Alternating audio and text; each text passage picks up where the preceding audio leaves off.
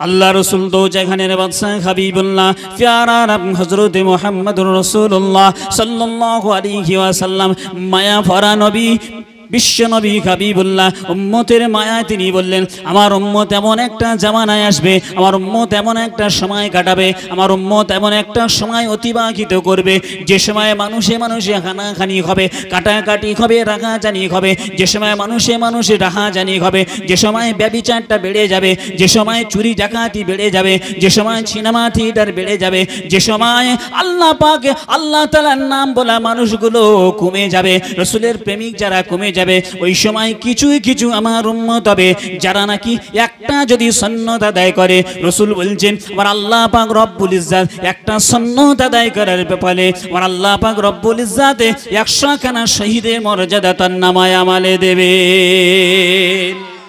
100 খানা শহীদের মর্যাদা দেবেন। এখন শহীদান কারা? আল্লাহ রসুলের সাহাবারা কাঁদছেন, ইয়া রাসূলুল্লাহ ইয়া হাবিবাল্লাহ, শহীদের যদি মর্যাদা পাই আর জিহাদের ময়দানে যদি শহীদ হই দিলে বড় তামান্না জাগে, আর যদি শহীদও না হই জিহাদের ময়দানে গিয়ে যদি জিতে আসি তাহলে গাজীর মর্যাদা পাবো। সাহাবারা কেঁদেছিল। আল্লাহ রসুলের উপর অত্যাচার অবিচার শুরু হয়েছিল। মক্কা নগরী মাতৃভূমি থেকে উনি পরিত্রাণ নিয়ে মদিনা চলে গেলেন, আর মদিনার মানুষগুলো রসুলকে পেয়ে ধন্য হলেন, তাই তো মদিনার নাম হলো মদিনা, মদিনার নাম ছিল ইয়াসরিব, মদিনা হয়ে গেল শান্তির জায়গা হয়ে গেল। রসুল পাক সাল্লাল্লাহু আলাইহি ওয়াসাল্লামের সাথে মদিনায় রসুল পাক সাল্লাল্লাহু আলাইহি ওয়াসাল্লাম পদার্পণ করলেন। মক্কার কুরাইশরা যুদ্ধ করবে, আল্লাহ পাক রব্বুল ইজ্জাতে রসুলের সাথে যুদ্ধ হবে। জিহাদের ময়দানে দামামা বেজে গিয়েছে। আল্লাহ রসুল দো জাহানের বাদশা হাবিবুল্লাহ সাহাবাদের নিয়ে চলে গিয়েছেন জিহাদের ময়দানে। জিহাদের ময়দান জিহাদ হলো, আল্লাহ পাক রব্বুল ইজ্জাতে রাসূলের সাহাবারা জিতে গেলেন, গাজী হয়ে গেলেন। দো জাহানের বাদশা হাবিবুল্লাহ সে জিহাদের ময়দানে জিহাদ পরিচালনা করলেন, রাসূল পাক সাল্লাল্লাহু আলাইহি ওয়াসাল্লাম জিতে গেলেন, সাহাবারা গাজী হয়ে গেলেন। খুশিতে আনন্দ টকবক করছে। জিহাদের ময়দানে জাহান্নামে গেল কারা? রাসূলের সর্বক্ষণ যিনি শত্রু ছিলেন নাম হলো আবু জেহেল, উনি জাহান্নামে চলে গিয়েছে। রাসূলের সর্বক্ষণে যিনি শত্রু ছিলেন তারাও চলে গেছে জাহান্নামে। বড় বড় কাফেরগুলো জাহান্নামে চলে গিয়েছে। আল্লাহ রাসূল দো জাহানের বাদশা হাবিবুল্লাহ সাহাবারা আনন্দে আতফুল্ল জিহাদের ময়দান থেকে তারা ফিরবে, গাজীর বেশে ফিরবে। তাদেরকে মদিনার মানুষগুলো আপ্রিবার্তু ওয়েলকাম ওয়েলকাম জানানোর জন্য প্রস্তুত হবে। এই সময় হন্তদন্ত হয়ে একজন সাহাবা হাজির হলেন। তিনি অন্য কেউ নন, তিনি হাদিস শাস্ত্রের পণ্ডিত, তিনি ছিলেন একজন প্রফেসর, নাম হলো হযরতে কি বিশ্বনবী সাল্লাল্লাহু আলাইহি ওয়াসাল্লামের সাহাবা হযরতে আব্দুল্লাহ ইবনে মাসউদ। আল্লাহ রাসূলের সাহাবা, বিখ্যাত সাহাবা, হাদিস শাস্ত্রের বড় পণ্ডিত। উনি হন্তদন্ত হয়ে জিহাদের ময়দানে গিয়ে হাজির হয়েছে। ইয়া রাসূলুল্লাহ ইয়া হাবিবাল্লাহ, আমি আব্দুল্লাহ ইবনে মাসউদ, আমি জিহাদের ময়দানে প্রথম শরীক হতে পারি নাই, কোন এক কাজে ব্যস্ত ছিলাম। ইয়া রাসূলুল্লাহ ইয়া হাবিবাল্লাহ, আমি আব্দুল্লাহ ইবনে মাসউদ আমি আব্দুল্লাহ ইবনে মাসউদ বড় হতভাগা, আপনি আমাকে একটু সুযোগ দেবেন। ইয়া রাসূলুল্লাহ ইয়া হাবিবাল্লাহ, আপনার সাহাবারা, আপনার অমুক সাহাবারা, আপনার অমুক সাহাবা গাজী হয়েছে, আপনার অমুক সাহাবা তো শহীদ হয়েছে, তারা তো আল্লাহ পাক রব্বুল ইজ্জাতের কাছে শহীদের প্রাপ্ত, শহীদের মর্যাদা পাবে। যারা নাকি গাজী হয়েছে মদিনার মানুষের কাছে আপ্রিবার্তু পাবে, ওয়েলকাম পাবে, তারা নাকি আপনার কাছে ভালো হবে। ইয়া রাসূলুল্লাহ ইয়া হাবিবাল্লাহ, আমি আব্দুল্লাহ ইবনে মাসউদ কোনো কারণে আসতে পারলাম না, জিহাদের ময়দানে শরীক হতে পারলাম না, শরিয়াতের জিহাদের ময়দানে শরীক হতে পারলাম না, আপনার কাছে আরজু গো ইয়া রাসূলুল্লাহ ইয়া হাবিবাল্লাহ, আমি আব্দুল্লাহ ইবনে মাসউদ আমি চলে যাব, যদি যাই তো জিহাদের ময়দান থেকে গাজী হয়ে তো ফিরতে পারবো না, আর শহীদও হতে পারলাম না। ইয়া রাসূলুল্লাহ, মনে বড় কষ্ট জেগে যায়, আপনি কি আমার একটু সুযোগ দেবেন? এই জিহাদের ময়দানে আমার কি কোনো শরীক হওয়ার মতো কোনো জায়গা হবে না? আল্লাহ রাসূল দো জাহানের বাদশা হাবিবুল্লাহ আব্দুল্লাহ ইবনে মাসউদের তার ভাব গতিটা দেখে, তার একগ্রতা দেখে, খুজুটা দেখে, জিহাদের তামান্নাটা দেখে, গাজীর তামান্নাটা দেখে আব্দুল্লাহ ইবনে মাসউদ কি আমার রাসূল পাক সাল্লাল্লাহু আলাইহি ওয়াসাল্লাম বললেন, ও আমার সাহাবা তুমি শোনো, দেখো এই মরুভূমির দিগন্তে কত কাফের বেদিনগুলো জাহান্নামে চলে গিয়েছে, দেখো তুমি একটু করে কাউন্টি করো, একটা করে নাড়াচাড়া করে দেখতে থাকো, যদি কোনো কাফেরের লাশ মৃদু নাড়াচাড়া করে, ও আব্দুল্লাহ ইবনে মাসউদ ওই মৃদু নাড়াচাড়া করা কাফেরের লাশটাকে একেবারের জন্য জাহান্নামে পাঠিয়ে দাও, তাকে কতল করে দাও, তাকে শেষ করে দাও। তুমি যদি শেষ করে দিতে পারো গাজীর মর্যাদা তুমি পাবে। আব্দুল্লাহ ইবনে মাসউদ মাসউদ বড় আশা বড় আকাঙ্ক্ষা নিয়ে আনন্দোৎফুল্ল হয়ে জিহাদের ময়দানে পাহাড়ের পদদেশে ঘুরতে থাকলেন, কাউন্টি করলেন, খুঁজতে থাকলেন একটা জাহান্নামী লাশগুলো, একটা বেদিন কাফেরের লাশগুলো কাউন্টি করছেন, খুঁজছেন, একটা করে সরাচ্ছেন, হন্তদন্ত হয়ে সরাচ্ছেন, একটু আনন্দের সাথে সরাচ্ছেন, যদি কারো লাশটা একটু জীবিত থাকে আমি তো জিহাদের ময়দানে গাজীর মর্যাদা পাবো। তাদের তামান্নাটা ছিল কেমন?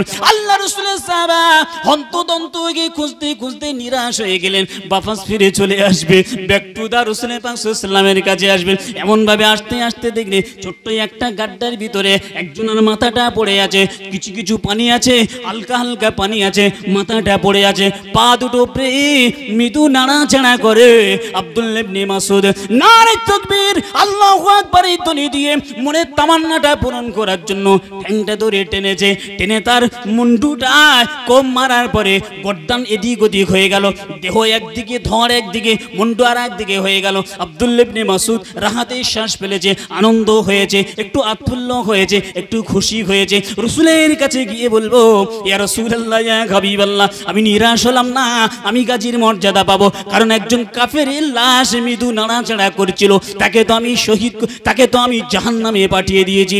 আমি আল্লাহ রসুলকে বলবো, কিন্তু মনে মনে জাগছে যদি রসুলকে বলি, আর সাহাবারা তো পাশে ছিল, তারা তো মনে করবে ঘন্টা দুই আগে যাদেরকে মেরে দিয়ে এসেছি জাহান্নামে পৌঁছে গিয়েছে, তারা কেমন করে বেঁচে থাকতে পারে? এ প্রশ্ন তাদের জাগতে পারে। তাই আব্দুল্লাহ ইবনে মাসউদ চিন্তা করছে, আমি তো একে মারলাম, এ তো নোট ছিল বটে, আমি মেরেছি সত্য, রাসূল বলছে যে নাড়াচাড়া করবে তাকেই মারবে, তুমি গাজীর মর্যাদা পাবে, এখন কি হবে? এ রাসূলের কাছে গিয়ে বললে ওরা কি বিশ্বাস করবে? ওরা তো বিশ্বাস করবে ওর মনে হয় না। উনি চিন্তা করছেন যে একেই নিয়ে যেতে হবে, এই দেহটা না নিয়ে গিয়ে ওর মুন্ডুটা নিয়ে যাব। সবচেয়ে চিহ্নিত করা কাফের এই রাসূল পাক সাল্লাল্লাহু আলাইহি ওয়াসাল্লামকে যারা কষ্ট দিয়েছিল তারাই তো মরেছে এই জিহাদের ময়দানে, এই মুন্ডুটা নিয়ে রাসূলকে দেখাবো, ইয়া রাসূলুল্লাহ, ইয়া হাবিবাল্লাহ, এই জাহান্নামী লাশটাকে আমি জাহান্নামে পাঠিয়েছি, আমি একে শেষ করেছি। মৃদু নড়াচড়া করছিল, মুন্ডুটাকে টানার চেষ্টা করছে। আল্লাহ পাক রব্বুল ইজ্জাত ওই মুন্ডু টানার যত চেষ্টা করছে, রাসূল পাক সাল্লাল্লাহু আলাইহি ওয়াসাল্লামের সাহাবাকে ওই মুন্ডু হাতে আসার কোনো সিস্টেম তৈরি করে দেননি। জোরে বলেন না সুবহানাল্লাহ। কেন দেননি? এই শুনে না, খতামাল্লাহু আলা কুলুবিহিম ওয়া আলা সামিহিম, দিলে মোহর মেরে দিয়েছে আল্লাহ, আর কানে শুনেও শোনে না। ও নিচে কোরআন শুনতে আসতো, কিন্তু ব্যক্তিবর্গদের বারণ করত। গিয়ে দেখে এসলাম আবু জাহেলের বাড়ি, আরব সরকার ওটা পেশাবখানা করে, বুঝলেন? আপনার ওই শায়ী করার পরে, জমজমের পানি খেয়ে শায়ী করার পরে একটু অনেকক্ষণ হয়ে গেছে তো, যে একটু টয়লেটে যেতে হবে, যাবো কোথায়, তো একটা গেট দিয়ে ওপারে গিয়ে দেখলাম বিরাট বড় একটা জায়গা, তা ওখানে পেশাবখানা বেশ 2-3 রকমের সিস্টেমে আছে, মানে কেউ বসে পেশাব করবে, আচ্ছা, আর একটা কোমোড সিস্টেম আছে, ওভাবে কেউ পেশাব করতে পারবে, মোটামুটি ভালো অ্যারোস্টিকেট ব্যাপার, বুঝলেন না? সব হাজিরা যাবে, একটু আনন্দ আরাম করে পেশাব পায়খানা করবে। কোথায়? এমন একটা জায়গা দিয়েছে যে বাটফার আমার রাসূল পাক সাল্লাল্লাহু আলাইহি ওয়াসাল্লামকে ছোট্ট একটা জায়গা দিয়ে নিজে জায়গা দখল করেছিল, তার নাম হলো আবু জাহেল। তার নাম কি? আবু জাহেল। আর রাসূল পাক সাল্লাল্লাহু আলাইহি ওয়াসাল্লামের ঘরটা আছে জাবালে আবু কুবাইসের পাদদেশে। যে জাবাল বলতে পাহাড়, যে পাহাড়টা পৃথিবীর সর্বশ্রেষ্ঠ এবং সর্বপ্রথম পাহাড়, জোরে বলেন সুবহানাল্লাহ, তার নাম হলো জাবালে আবু কুবাইস। যেদিন ওই আল্লাহ পাক রব্বুল ইজ্জাত পৃথিবী সৃজন করলেন, পানিকে ফোর্স মেরে পানি কম্পন দিতে দেখবেন, পানিকে যদি একটু ঘাঁটা হয় জোরে ফেনা তৈরি হয় না? ফেনা। আল্লাহ পাক রব্বুল ইজ্জাত জমিন করবেন, পানিকে ফোর্স মেরে একটা গেঁজা তৈরি করেছে। ওই গেঁজাটা এমন হয়েছে, ওই গেঁজাটায় স্পট পড়ে গিয়েছে। ফারিস্তারা বলছে আল্লাহ কি হবে? আমার আল্লাহ বলছেন আল্লাহু আলাম লা আলাম, এটা একটা মাটি তৈরি হবে, জমিন তৈরি হবে। আর জমিনটা যখন তৈরি হলো, ওই জমিনটা থরথর করে কম্পন শুরু হয়ে গেল। আমার আল্লাহ পাক সেদিন প্রথম পাহাড় মেরেছিল, পেরেক গেড়েছিল, যদি কোনো কিছু নড়াচড়া করে আর যদি খুঁটি মেরে দেয়, ও নড়াচড়া বন্ধ হয়ে যায়, বুঝলেন না? আমার আল্লাহ প্রথম খুঁটিটা মেরেছিল, প্রথম পেরেকটা মেরেছিল, পেরেকটার নাম হলো জাবালে আবু কুবাইস, জোরে বলেন সুবহানাল্লাহ। সেটা কোথায়? সেটা ওই আপনার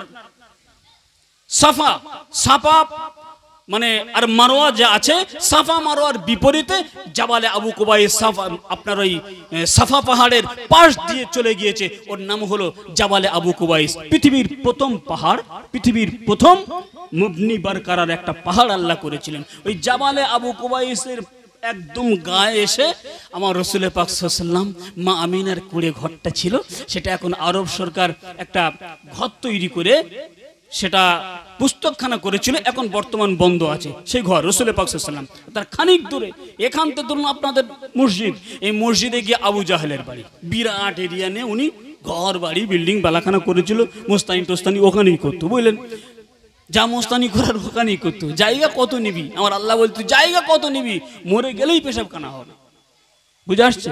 আমি আপনি জায়গা কত নেব, মরা গেলেই সঙ্গে সঙ্গে বন্টম হবে, বন্টম হলেই সমস্যা হবে। জায়গা কত নিবি রে, মরে যাওয়ার পরেই পেশাবখানা তৈরি হবে। আবু জেহেল বিরাট জায়গা নিল, আমার আল্লাহ পাক রব্বুল ইজ্জত বলছেন জায়গা কত নিবি। আবু জেহেলের ৩-৪ রকম ব্যবসা ছিল, জেনার ব্যবসা ছিল, মদের ব্যবসা ছিল, সুদের ব্যবসা ছিল। আবু জেহেল শুনতো খতামাল্লাহু আলা কুলুবিহিম, ওর দিলে মোহর মেরে দিয়েছিল, ওয়া আলা সামিহিম, ওর কানে শুনে ও শোনে না। সকলকে ডেকে বলল শোন।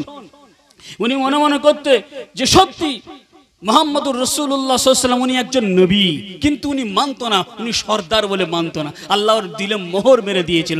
আমরা কিন্তু জানি কি এটা নবী দিবসের মজলিস, কিন্তু আমরা আসতে পারছি না, কারণ ফুসকার লোভে, আপনার ওই এই চানার লোভে, আর আপনার ওই একটু রাস্তায় ঘুরবো টুরবো এর লোভে কিন্তু আমরা আসতে পারি না। কিসের জন্য? এখানে আসলেই তো কামিয়াবি, এখানে আসলেই ধরা পড়বে, এখানে আসলেই শয়তান পালাবে, এখানে আসলে গুনাহ মাফ। জোরে বলেন না সুবহানাল্লাহ। এই জায়গার নাম হলো আসলেই গুনাহ মাফ। কোথায়? যেখানে শরীয়তের কথা আলোচনা হয়। কানের পর্দা প্রতিধ্বনিত হচ্ছে যাদের, যারা শুনে শোনে না, ওদের মতো জানোয়ার আর পৃথিবীতে নেই। আল্লাহ কোরআনের ৯ নম্বর পারা আল্লাহ পাক রব্বুল ইজ্জত বলে দিলেন কি? আল্লাহ পাক রব্বুল ইজ্জত বললেন যারা শুনবে না ওরা চতুষ্পদ জানোয়ার থেকে আরো নিকৃষ্ট। কারণ ওরা তো জানে, ওরা বোঝে, ওরা শোনে, কিন্তু শোনার ভান করে।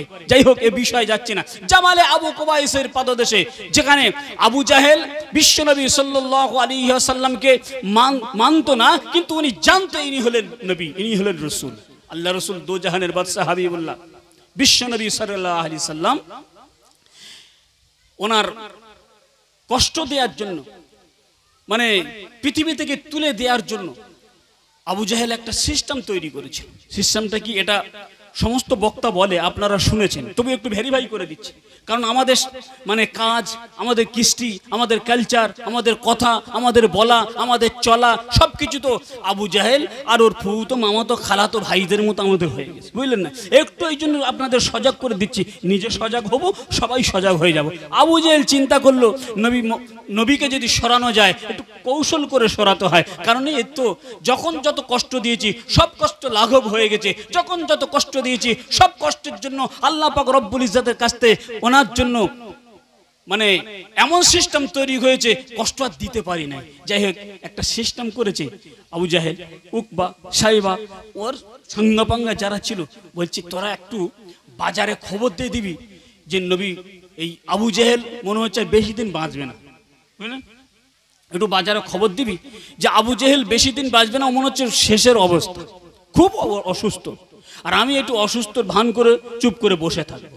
আল্লাহ রসুল পাক সাল্লাল্লাহু আলাইহি ওয়াসাল্লামের মানে ওনার যেটা বলেন, উনি ছিলেন রহমাতাল লিল আলামিন, আল্লাহ পাঠিয়েছেন রহমত স্বরূপ, শুধু আমাদের জন্য না।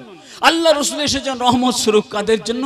হিন্দু, জৈন, কোল, বিল, নাগা, খাসা, মুন্ডা, সাঁওতাল, যত পৃথিবীতে ধর্ম এসেছে, যত পৃথিবীতে মানুষ আছে, সকলের জন্য রসুল হলো রহমত। জোরে বলেন না সুবহানাল্লাহ। আবু জেহেল রসুলকে কষ্ট দিলেও আল্লাহ রসুলের কানে যখন খবর এসেছে যে আবু জেহেল বড় অসুস্থ, বুঝলেন, তো আল্লাহ রসুল সাহাবাদেরকে বলছে চলো একবার যাই।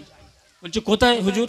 বলছে আবু জেহেল নাকি অসুস্থ, একটু দেখে আসি। বলছে না, কি করে যাবেন? আপনার চিরশত্রু, বলে হোক, চিরশত্রু হোক না, আমি তো নবী, আমাকে আল্লাহ পাঠিয়েছেন, ওমা আরসালনাকা ইল্লা রাহমাতাল লিল আলামিন, আমাকে তো রহমত স্বরূপ পাঠিয়েছে, আমার যেতেই হবে, আমি না গিয়ে থাকতে পারবো না। আমি যদি না যাই, আমি রসুল, আমি নবী হলাম কি করে? আল্লাহ রসুল দো জাহানের বাদশা সাহাবাদেরকে নিয়ে আবু জাহেলের দেখতে গেছে। আবু জেহেল দূর থেকে দেখছে, চেয়ারে বসে আছে, দূর থেকে দেখছে আল্লাহ রসুল আসছে। আবু জেহেল তার আগে কায়দা কানুন করে রেডি করে রেখেছে, যে ওয়াজ আপনারা শুনেছেন, আমিও বলেছি অনেকবার, শুধু আমাদের কৃষ্টি কালচারের জন্য আবার ভেরিফাই করতে হচ্ছে। নতুন ওয়াজ শোনার দরকার নেই, পুরাতন শুনুন আর তাসবিহ পড়ুন, আল্লাহ ওয়ালা হন। আমার আল্লাহ বলছেন আমি তোমাদের জন্য আছি। কোথায়? আল্লাহ পাক রব্বুল ইজ্জত বলছেন উদউনি, বান্দা চাইতে থাকো, বান্দা নেড়া হোক আর চুলওয়ালা হোক, বান্দা গোরো হোক আর কালো হোক, বান্দা গেড়া হোক আর লম্বা হোক, বান্দা ইমাম হোক আর মুয়াজ্জিন হোক, বান্দা মাওলানা হোক আর একদম আনপড় অশিক্ষিত হোক, আমার আল্লাহ বলছেন চাও, আমি আল্লাহ পাক রব্বুল ইজ্জত ইস্তাজিব লাকুম, তোমাদের চাওয়া পাওয়া আশা আকাঙ্ক্ষা আমি আল্লাহ পূরণ করব। জোরে বলেন সুবহানাল্লাহ। এখানে কোনো ক্যাটাগরি রাখিনি।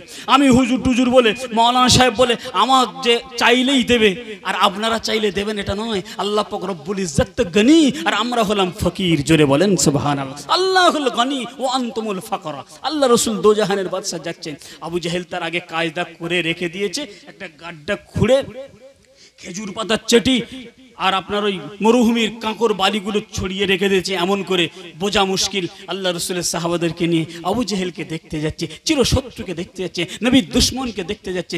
মালাইকার ফারিস্তারা বলছে আল্লাহ আপনার নবী দেখতে যাবে? যাকে দেখতে যাচ্ছে সে তো নবীকে ভালোবাসে না, সে তো নবীর জন্য কষ্টদায়ক একটা জায়গা খুঁড়েছে। আমার আল্লাহ বলছেন আল্লাহু আলাম লা আলাম। জোরে বলেন না সুবহানাল্লাহ। আল্লাহ বলছেন ফারিস্তা আমি যা জানি তোমরা তা জানো না। আল্লাহ পাক রব্বুল ইজ্জত ডাকলেন কাকে? ফারিস্তাদের head of the department secretary Hazrat Jibrail আলাইহিস সালাতু ওয়াস সালাম।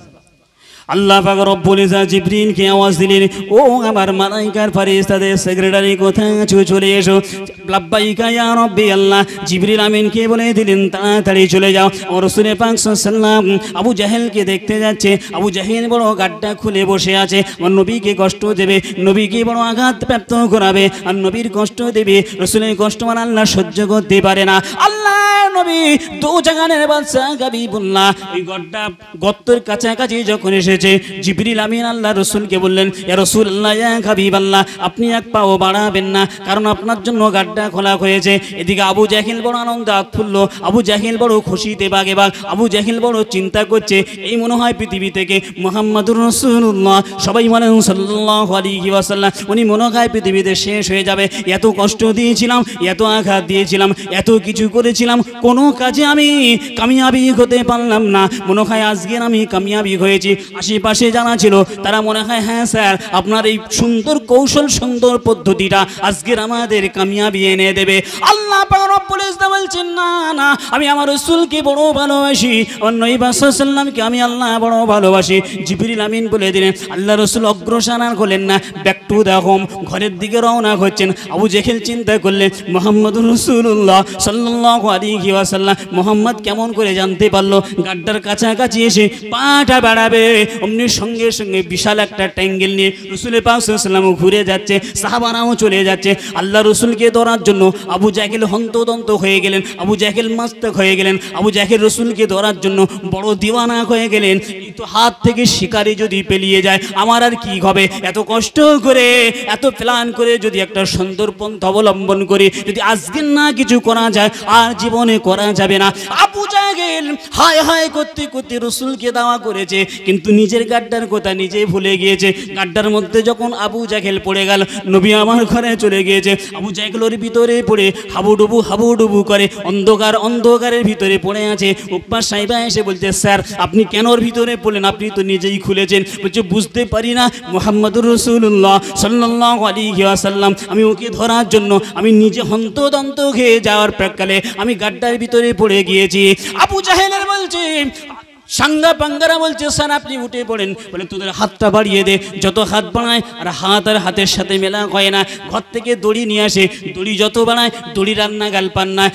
সঙ্গে সঙ্গে মক্কার যত আপনার কুয়া ছিল, কুয়া থেকে দড়িগুলো তুলেছে, যে বালতির দড়িগুলো সব দড়িগুলো গাঁটানো হলো, গর্তের ভিতরে ঢুকিয়ে দিল। আমার আল্লাহ পাক রব্বুল ইজ্জত বলছেন মক্কার যত দড়ি থাকবে সব দড়ি গাঁটাতে যদি অনেক বড় হয়ে যায় তবু আবু জাহেলের নাগাল তোরা পাবি না। আবু জাহেল বলছে ওরে উকবা সাহেবা তাড়াতাড়ি তুলে নে, এর ভিতরে কার্বন ডাইঅক্সাইড দূষিত বায়ু, গর্তের ভিতরে কার্বন ডাইঅক্সাইড দমটা আমার বন্ধ হয়ে যায়, গর্তের ভিতর থেকে তাড়াতাড়ি তুলে নে। বলছে আমাদের দ্বারা দ্বারা সম্ভব হবে না, বলে তোদের দ্বারা যদি সম্ভব না হয় তাড়াতাড়ি চলে যা আমার ভাতিজা মুহাম্মাদুর রাসূলুল্লাহ সাল্লাল্লাহু আলাইহি ওয়াসাল্লামের কথা বললেন, ওনার কাছে চলে যা, তাড়াতাড়ি ডাকো। আল্লাহ রাসূলের কাছে হন্তদন্ত হয়ে গিয়ে শরণাপন্ন হলো, আপনি যদি একটু আসেন ভালো হয়। আবু জেহেল গাড্ডার ভিতরে পড়ে বড় বিপদগ্রস্ত হয়ে গেছে। রাসূল পাক সাল্লাল্লাহু আলাইহি ওয়াসাল্লাম গুটি গুটি গুটি গুটি পায়ে হাঁটতে হাঁটতে এসে একটু আওয়াজ দিলেন, কেমন আছেন? বলছি মুহাম্মদ তুলে নাও, আমি কথা দিচ্ছি, ওয়াদা করলাম যদি আমাকে তুলতে পারো আমি তুমি নবী বলে আমি আবু জাহেল মেনে নেব। আল্লাহ রাসূল তো জাগানের বাদশা হাবিবুল্লাহ হাতটা মাত্র দিয়েছে, আমার আল্লাহ বলছেন নবীর খাদ্য যদি হাজারো হাজারো মাইল গাড্ডার ভিতরে আবু জাহেল থাকে, আমার নবী যদি হাতটা বাড়িয়ে দেয়, আমার কুদরতি নিজাম আমার কুদরতি নিজাম দিয়ে আমি আল্লাহ পাক আল্লাহ তাআলা আর নবীর হাতের সাথে আবু জাহেলের হাত আমি আল্লাহ মিলিয়ে দেব। জোরে বলেন না সুবহানাল্লাহ। বিশ্ব নবী সাল্লাল্লাহু আলাইহি ওয়াসাল্লাম হাতটা বাড়ানো মাত্র আবু জাহেলের হাতের সাথে মিলে গেল, টেনে তুলে নিয়ে এসে বলছে চাচা খবর কি বলেন? আপনার সাথে ওয়াদা ছিল, কথা ছিল, আপনি তো বড় কার্বন ডাইঅক্সাইড দূষিত বাইরের মধ্যে পড়েছিলেন, আপনার দমটা আটকে আসছিল, আপনি তো ওয়াদা করেছি এবার নিয়ে আসবো। আবু জেহেল বলছে না না না এ তো সম্ভব না, ইম্পসিবল। বলছে কেন? বলছে সম্ভব এই জন্য নয়, কত দড়িতে চলে গেল, কত মানুষের হাতে চলে গেল, কত কিছুর ভিতরে হয়ে গেল, কতজন যে হাত বাড়ালো দেখতে পেলাম না, কিন্তু তুমি হাতটা না বাড়াতে বাড়াতে আমার হাতের সাথে কেন লেগে গেল? মনে হয় তো জাদু, ইমান নিয়ে আসবো বলেছিলাম, আমি কিন্তু ইমান নিয়ে আসবো না। আল্লাহ রাসূল তো জাগানের বাদশা সেদিন একটু ভারাক্রান্ত হয়ে গিয়েছিল, রাসূল পাক সাল্লাল্লাহু আলাইহি ওয়াসাল্লাম কষ্ট পেয়েছিল। আল্লাহ রাসূল বললেন যদি আমি জাদুঘর হই, ওই দিন আবু জাহেল বলেছিল মুহাম্মদ তুমি সত্যি সত্যি জাদুঘর, শুধু তাও নয় ফেরাউনের কি জাদুঘর ছিল তার থেকে আরো বড় জাদুঘর তুমি। বিশ্বনবী সরকারে দু আলম দু জাহানের বাদশা সেদিন বড় কষ্ট পেয়েছিল। সেদিন রাসূল বলেছিল যদি আমি ফেরাউনের থেকে বড় জাদুঘর আমার তকমা লাগানো হয়, আমি রাসূল বললাম তোর মরণ হবে। ফেরাউন মরেছিল নোনা পানি, ফেরাউন কি পানি মরেছে? নোনা পানি, নীল নদিয়া মরেছে। আর আমি রাসূল বলে দিলাম তুই নাপাক পানিতে মরবি, আমি হাবিবুল্লাহ বলে দিলাম। জোরে বলেন সুবহানাল্লাহ। সেদিনের ঘটনা জিহাদের ময়দানে আব্দুল্লাহ ইবনে মাসউদ বলছে হুজুর আমি জিহাদের শরীক হব, আজ গাজী হব, আর না হলে আমি শহীদ হয়ে যাব। আল্লাহ রাসূল বলছেন চলে যাও, তুই কাফের বেদিন কারা একটু নোনাচড়া করছে ওদের দেখো, ওদের একটু শেষ করে দাও, তুমি গাজীর মর্যাদা পাবে। ওই দিন একজনকে মারলো, আল্লাহ রাসূলের কাছে আপনার নিয়ে আসবে কি দেখানোর জন্য যে উনি চেষ্টা করছে ওকে তুলবো, মুন্ডুটা তুলবো, আবু জেহেলের মাথাটা টেনে তুলে রাসূলকে দেখাবো। আমার আল্লাহ বলছেন তুমি তুলতে পারবে না, কারণ সেদিনের ওয়াদা ছিল। কোন দিনের ওয়াদা? আল্লাহ রাসূল বলছে এখানের বাদশা হাবিবুল্লাহ প্যারা না হযরত মুহাম্মদুর রাসূলুল্লাহ, সবাই প্রাণ থেকে বলুন সাল্লাল্লাহু আলাইহি ওয়াসাল্লাম। দয়ার নবী হাবিবুল্লাহর কাছে সেদিন এই কোরআনের আয়াত নাযিল হয়েছিল। আমার আল্লাহ পাক রব্বুল ইজ্জত জিবরিল আমিনের মাধ্যমে পাঠালেন। আল্লাহ পাক রব্বুল ইজ্জত রাসূলের কাছে বললেন আর রহমানু আল্লামাল কোরআন খলাকাল ইনসান আল্লামাহুল বায়ান।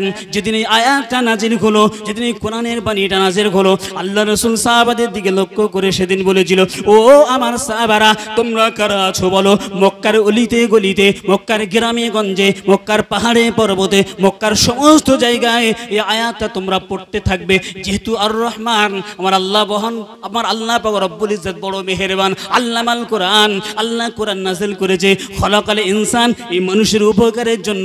আল্লাহ পাক রব্বুল ইজ্জত এই নবীর সাহাবাদের ভিতরে একজন উঠে দাঁড়িয়েছিল, তিনি হলেন হাদিস শাস্ত্রের মহাপণ্ডিত, তার নাম ছিল হযরত আব্দুল্লাহ ইবনে মাসউদ। মাসউদ বলেছিলেন ইয়া রাসূলুল্লাহ ইয়া হাবিবাল্লাহ, মক্কার অলিতে গলিতে, মক্কার শহরে নগরে, মক্কার গ্রামে গঞ্জে আমি আব্দুল্লাহ ইবনে মাসউদ প্রচন্ড জোরে জোরে আওয়াজ করে করে এই আয়াতগুলো আমি শোনাতে থাকবো।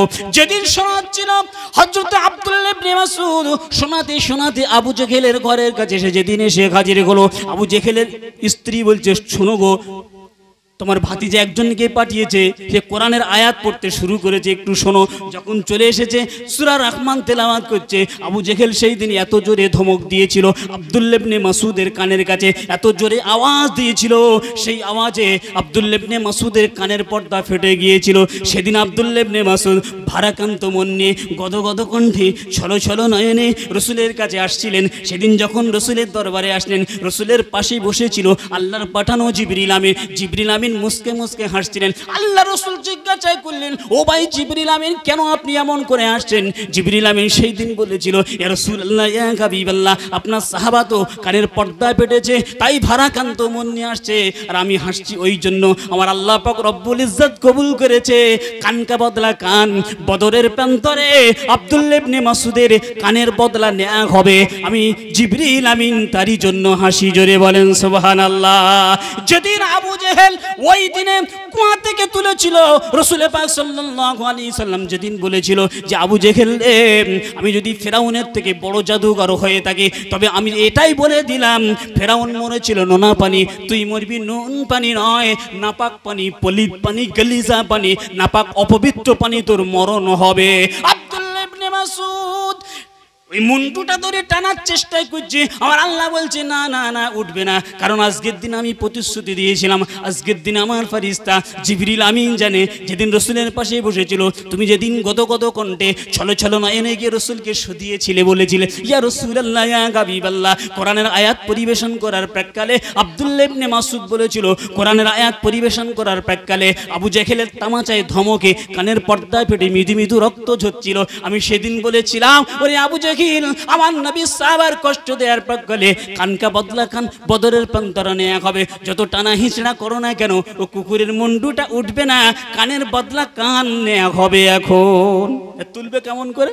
আব্দুল্লাহ ইবনে মাসউদ চিন্তা করছে, হাতে একটা বললাম ছিল, বললামটা নিয়ে চিন্তা করছি কি নিয়ে যাবো কি করে, টানা হিঁচড়া করছি, চুল ধরে টানছে, কান ধরে টানছে, ওকে মানে যত চেষ্টা করে উঠতেই চায় না। তেমনি চিন্তা করলেন, যাক এটা তো হাতে আমাদের একটা অস্ত্র আছে, বললামটা নিয়ে কানের ভিতরে গাবাক করে মেরে দিয়েছে, বুঝলেন, এফোর থেকে ওফোর যখন মেরেছে তখন এই মাথাটা তুলে এরকম কাঁধে করে নিয়ে আসছে। জিবরিল আমিন সেদিন রাসূল পাক সাল্লাল্লাহু আলাইহি ওয়াসাল্লাম সাহাবারা যেদিন জিহাদের ময়দানে গাজী হয়েছিলেন, জিবরিল আমিন এসে ওদের সাথে আনন্দ উপভোগ করার জন্য, আফ্রিবার্তু দানানোর জন্য জিবরিল আমিনও পাশে বসেছিলেন। আব্দুল্লাহ ইবনে মাসউদ এমন করে হেঁটে হেঁটে আসছে, যেমন নাকি ভাগাড়ে কোনো গরু টরু মরে গেলে, কুকুর মরে গেলে বাচ্চারা কাঁধে করে ওই কুত্তাকে ভাগাড়ে ফেলে দিয়ে যায়, ওই রকম ভাগাড়ে যেমন কুকুর ফেলতে যায়, তেমনি করে আবু জেহেলের মুন্ডুটা নিয়ে আব্দুল্লাহ ইবনে মাসউদ হেঁটে হেঁটে যাচ্ছে। আব্দুল্লাহ ইবনে মাসউদ আসছেন আর জিবরিল আমিন মুস্কে মুস্কে হাসছে। জোরে বলেন না সুবহানাল্লাহ। আল্লাহ রাসূল জিজ্ঞাসা করেন, ও ভাই জিবরাইল, কেন আপনি এমন করে আসেন? সেদিন জিবরিল আমিন বলেছিলেন, ইয়া রাসূলুল্লাহ, ইয়া হাবিবাল্লাহ, ওদিনের কথা কি আপনার মনে আছে, যেদিন আল্লাহ পাক রব্বুল ইজ্জত আমার মাধ্যমে আপনার কাছে সূরা রহমান নাযিল করেছিল, সূরা রহমানের বাণীটা আপনি তো মক্কার অলিগলিতে বলতে বলেছিলেন। সেদিন আব্দুল্লাহ ইবনে মাসউদ বলতে গিয়েছিল, আব্দুল্লাহ ইবনে মাসউদের উপরে তামাচা দিয়ে তার কানের পর্দা ফেটিয়েছিল, সেদিনের কথা কি আপনার মনে নাই? আমি জিবরিল আমিন মনে পড়ে গেল, সেদিন আমার আল্লাহ বলেছিল আব্দুল্লাহ ইবনে মাসউদের কানের বদলা কান নেওয়া হবে বদরের প্রান্তরে। আজকের আব্দুল্লাহ ইবনে মাসউদ জিহাদের ময়দানে প্রথমে শরীক হতে পারে নাই, পরবর্তী আসার পরে আপনার মুখমিশ্রিত বাণী শুনে জিহাদের ময়দানে শরীক হলো। কাফেরের লাশগুলো নাড়াচাড়া করছে, দেখতে দেখতে কাউন্টি করতে করতে একসময় হতাশ হয়ে পড়েছিল। ব্যাকে ফিরে আসার প্রাক্কালে একজনকে দেখতে পেল, কানকা বদলা কান নেওয়ার জন্য আমার আল্লাহ ওকে মওজুদ করেছিল, মাথাটা নিচের দিকে ছিল, পা দুটো মৃদু মৃদু নাড়াচাড়া করছিল। তাই তো আব্দুল্লাহ ইবনে মাসউদ ও ধড় আর মুন্ডু আলাদা করে মাথা টানতে টানতে টানতে পারে না। আমার আল্লাহ বলছেন, আব্দুল্লাহ ইবনে মাসউদ রে, তোর উপরে আমি বড় খুশি হয়েছি, আজকে তোর বদলা নেওয়া হবে, তোর যে কানকা বদলা কান নেওয়া হবে, ওর বললামটা কানে মেরে দে। কানে মেরে দিল।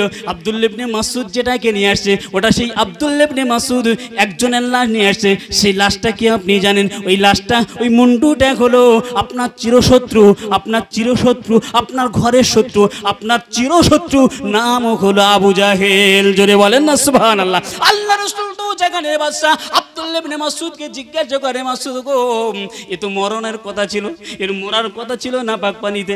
কোন পানিতে? বুঝে আসছেন? এ মরার কথা ছিল না পাক পানি। আল্লাহ রাসূল বলেন, আব্দুল্লাহ ইবনে মাসউদ রে, এ কোথায় ছিল বলো? এ তো মরার কথা ছিল না পাক পানি। যেদিন আমাকে বলেছিল ফেরাউনের জাদুকরের থেকে বড় জাদুকর, আমি তো বলেছিলাম ফেরাউন মরেছিল নোনা পানিতে, আবু জেহেল মলবিরে নাপাক পানিতে। ও আব্দুল্লাহ ইবনে মাসউদ বলো, এ কোথায় পড়েছিল? আব্দুল্লাহ ইবনে মাসউদ বর্ণনা দিল, যে জায়গার বর্ণনাটা দিল, আল্লাহ রাসূলের সাহাবারা জিহাদের ময়দানে যখন সবে পদার্পণ করলো, যখন গিয়ে হাজির হলো জিহাদের ময়দানে, সুন্দর জায়গা খোঁজার চেষ্টা করলো। যেমন নাকি পৃথিবীর একটা ছাদ আছে, ছাদের নাম হলো পামির পাহাড়, জায়গাটার নাম হলো আফগানিস্তান। আমেরিকার সমস্ত কুত্তাদেরকে নিয়ে আফগানিস্তানে দখল করার চেষ্টা করেছিল। 10 বছর বিফল হয়ে গেল। আমেরিকা কুকুরের মতো ল্যাজ গুড়িয়ে পালাতে হয়েছিল, কারণ পজিশন অনুযায়ী জিহাদ করতে গেলে সর্বপ্রথমে পজিশন নিতে হয়, ট্রেনিং নিতে হয়, ট্রেনিং প্রাপ্ত হতে হয়। হঠাৎ করে মারামারি করলে কেউ পারবে না। আল্লাহ রাসূলের সাহাবারা তারা চিন্তা করলো, যদি এই দিগন্তে, মরুভূমির দিগন্তে, পাহাড়ের দিগন্তে জিহাদ করতে যায়, ভালো জায়গার দরকার আছে, শক্ত মাটির দরকার আছে। পা যদি গেড়ে যায় ওই জায়গায় জিহাদ করা সহজ হবে না। তাই আমার আল্লাহ পাক আল্লাহ তাআলা সে রাতের বেলা কৌশল করেছিল। আল্লাহ রাসূল বলেছে, রব্বি আল্লাহ, জিহাদের ময়দানে এসেছি আমি কমান্ডার ইন চিফ হয়ে। আজকে আমার আত্মীয় স্বজন মক্কার কুরাইশগুলো আমার বিরুদ্ধে জিহাদ করছে। ইয়া রব্বি আল্লাহ, ওদের বিরুদ্ধে আমার আজকের জিহাদ হবে। আমার আল্লাহ পাক আল্লাহ তাআলা রাসূলের সাহাবারা জন যুবক ছিল, তুজো তাজা সাহাবা ছিল। কয়েকজন সাহাবা একেবারে জন হষ্টপুষ্ট সাহাবা ছিল। তারা ঘর থেকে সময় বের হয়েছে, জিহাদের ময়দানে তারা যাবে। আল্লাহ রাসূলের সাহাবারা হাঁটতে হাঁটতে মরুভূমির দিগন্তে যেতে যেতে ক্লান্তি বোধ করলো, শরীর বড় অসুস্থ বোধ করলো। ক্লান্তি বোধ করার পরে একটা জায়গা তারা পেয়েছিল, পাহাড়ের উপরে উঠে তারা একটু ক্লান্তি বোধ করার জন্য দেহটা একটু এলিয়ে দিয়েছিল। রাতের অন্ধকারে দেহটা যখন এলিয়ে দিল, তাদের তন্দা এসে গেল। হুজুর উপরে আসেন। তাদের তন্দা এসে গেল, তাদের তন্দা এসে গেল, তাদের নিদ এসে গেল। জিহাদের ময়দানে নবী সাহাবারা যখন ঘুমে আচ্ছন্ন হয়ে আছে, জিহাদের ময়দানে সাহাবাগুলো যারা ঘুমিয়ে পড়েছে। এখন জন যুবক ছেলেগুলো আমরা সবাই জানি, যাদের জন আছে, যুবক আছে, যাদের যৌবন শক্তিটা এখনো পর্যন্ত আছে, মাঝে মধ্যে তাদের ইহতেলাম হয়, মানে স্বপ্ন দোষ, বুঝলেন, ইহতেলাম হয়। আল্লাহ রাসূলের সাহাবারা জন যুবক সাহাবাগুলো তাদের সেদিন কয়েকজনের একাধারে ইহতেলাম হয়েছে, মানে স্বপ্ন দোষ হয়েছে। আল্লাহ রাসূল আল্লাহ পাক রব্বুল ইজ্জাত সাহাবাদের বিশুদ্ধকরণী করার জন্য মরুভূমির দিগন্তে তো পানির লেশ মাত্রা নেই। আমার আল্লাহ পাক আল্লাহ তাআলা সবে সাদেকের আগে আমার আল্লাহ মেঘা বর্ষণ শুরু করে দিলেন, মেঘাচ্ছন্ন আকাশ করে দিলেন, চতুর্দিকে মেঘ ঘুটঘুটে হয়ে গেল, আল্লাহ বর্ষণ শুরু করে দিলেন। সাহাবারা দন্ত খেয়ে উঠে বললেন, ঘুম থেকে উঠে দেখেন আমাদের তো স্বপ্ন দোষ হয়েছে, এখন অজু করতে হবে, গোসল ফরজ হয়ে গিয়েছে। সাহাবারা জানটা ঠান্ডায় করে, জান আসুদা করে সেদিন গোসল করেছিল। আর নাপাক পানিগুলো গোড়াতেই একটা গাড্ডায় পড়েছিল, ছোট একটা গাড্ডা ভর্তি হয়েছিল। কয়েকজন সাহাবার নাপাক পানিটা ওই গাড্ডায় পড়েছিল। সেদিন আব্দুল্লাহ ইবনে মাসউদকে বলে, ও আমার মাসউদ, তুমি বলো এই কাফেরের লাশটা কোথায় পেয়েছিলে? আব্দুল্লাহ ইবনে মাসউদ সেদিন বর্ণনা দিয়েছিলেন, ইয়া রাসূলুল্লাহ, ইয়া হাবিবাল্লাহ, সকলের লাশ তো নাড়াচাড়া করলাম, একটা করে কাউন্টি করলাম, একজনকে সরাতে থাকলাম, সব তো জাহান্নামে চলে গিয়েছে। আমি বড় নিরাশ। ইয়া রাসূলুল্লাহ, যখন ফিরে আসবো তখন আমি বড় ভারাক্রান্ত, আমার হৃদয়টা বড় ভারাক্রান্ত, আমি বড় কষ্ট পেয়েছিলাম। এমন সময় হঠাৎ করে দেখতে পেলাম আমার সামনে একজন আর পা মৃদু নাড়াচড়া করছে। ছুটে হাত দেরি করলাম না, তার মুন্ডুটা দোয়াতখান করে দিলাম, ধরটা আলাদা করে দিলাম। ওই জায়গাটার নাম হলো পাহাড়ের পদদেশে ছোট্ট একটা জায়গা। সাহাবারা বুঝতে পেরেছে কোন জায়গাটা। আল্লাহ রাসূল ইশারা করে, ও সাহাবারা, তোমরা যে জায়গায় গোসল করেছিলে? বলছে, ইয়েস, আমরা যে জায়গায় গোসল করেছিলাম ওই জায়গাটা। আল্লাহ রাসূল কাছে পাশে জিবরিল আমিন বসেছিলেন। জিবরিল আমিন মুসকে হাসে। রাসূল বলে, কেন হাসছেন? বলছেন, ইয়া রাসূলুল্লাহ, ইয়া হাবিবাল্লাহ, আপনার কি মনে নেই সেই দিনের কথা? আপনার যখন জাদুকর বলেছিল আর আপনি বলেছেন যদি তাই হয়ে থাকে, ফেরাউন মরেছে নোনা পানি, তুই মরবি নাপাক পানি। এবার আপনি বলেন, আমার আল্লাহ পাক আল্লাহ তাআলা আপনার প্রতিশোধ নেওয়ার জন্য আবু জাহেলের নাপাক পানি, এই নাপাক পানি বলির পানিতে মুন্ডুটা রেখে ওর জীবনের মতো মরণ ওইখানে ঘনিয়ে দিয়েছে। জোরে বলেন সুবহানাল্লাহ।